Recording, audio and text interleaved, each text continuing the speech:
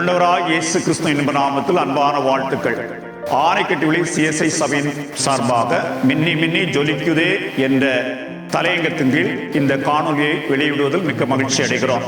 இதற்காக அயராது உழைத்த எங்களுடைய பாடல் ஆசிரியர் திரு ரமேஷ் பாபு அவர்களுக்கும், பாடல் குழு அங்கத்தினருக்கும், சபைக்குழு, சபை மக்கள் அனைவருக்கும் நன்பார்ந்த நன்றியை பகிர்ந்து கொள்ளுகின்றேன். இந்த காணொலியை அனைவரும் பார்த்து பயனடையும்படியாக அன்போடு கேட்டுக்கொள்கின்றேன்.